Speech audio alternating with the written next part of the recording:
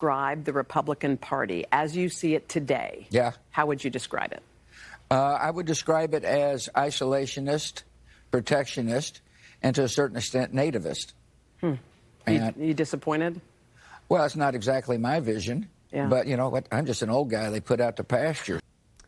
That was former President George W. Bush, just the latest legacy Republican leader to publicly lament the populist direction the GOP has taken in recent years. Bush joins former Speaker of the House John Boehner, who's been making the rounds bashing the GOP and his former colleagues. You're hard on Ted Cruz in this you mean book. Lucifer? You mean Lucifer in the flesh? This guy didn't even serve in the House. He served in the United States Senate, and he didn't do anything in the Senate except make noise and come over to the House side and stir up some of my more conservative members. I don't know if I call them conservative. Some of my knuckleheads into doing things that made no sense whatsoever. So much for Ronald Reagan's 11th commandment, thou shalt not speak ill of any fellow Republican. So whose party is this now? Where is it heading? Is it the old guys they put out to pasture, the so-called knuckleheads? Joining us now to talk about this is a co-author of They're Not Listening, How the Elites Created the National Populist Revolution. A man who knows quite a bit about this, Mr. Ryan Girdusky. Ryan, good to see you. Nice seeing you, Buck. Thanks for having me on. I actually think it's good for us on the right to see George W. Bush once in a while come forward as a reminder of what could be within the Republican Party and why it led to 8 years of Obamaism and to very long unsuccessful wars and all the rest of it. I think people should remember that the more sort of corporatist interventionist GOP is looming right in the background.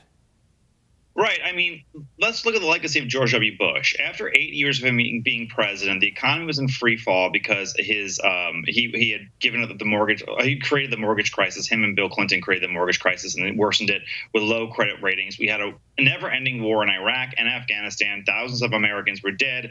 To bring democracy to a nation that did not want it, did not ask for it, and did not attack us on 9/11. We had an opioid crisis well in the works under his watch. He did nothing to sit there and try to stop that. We had a border crisis far worse than anything under either Obama or Biden. We had a push for amnesty in the second term. We had Hurricane Katrina. We had failing infrastructure. And we had a Republican Party that was a regional party in the South and out in states like Wyoming, Idaho, Montana. It was a regional party. We were considered a party on the verge of extinction. Donald Trump, for all of his flaws, in 2020, won states like Florida and Ohio, former bellwether swing states, by larger margins than Bush ever received. He won Hispanic majority counties in South Texas and South Florida by large majorities than George W. Bush ever received, even being the governor of Texas. Bush coasted during his presidency and didn't try to change the party or make it broader. He relied on conservative white evangelical Christians and created the situation in our country right now through his border policy, through his immigration policy legally, that brought millions of new immigrants in this country that voted Democrat, that made states like Texas blue, or that made states like Colorado a blue state, and made New Mexico and Nevada blue states.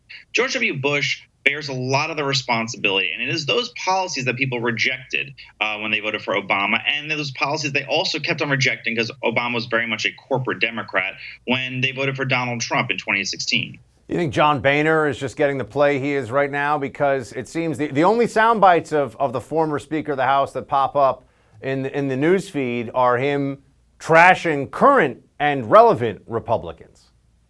Well, I mean, that's how you sell a book. You sit there and say, let me tell you how much I hate Ted Cruz.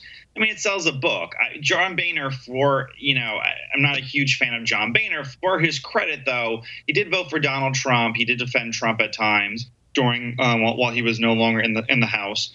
George W. Bush remained completely silent during the 8 years of Obama. And whenever he came out to talk about Trump, he was bashing him. He broke his silence code where he wasn't going to talk about current presidents when Trump was president, and only was there to bash him. So I don't have a lot of sympathy for George W. Bush. I think he was probably he's probably the worst president since Lyndon Baines Johnson. And we shouldn't have this reflection of George W. Bush as this wonderful president who now dances with Ellen and paints pictures of people he got wounded in his wars.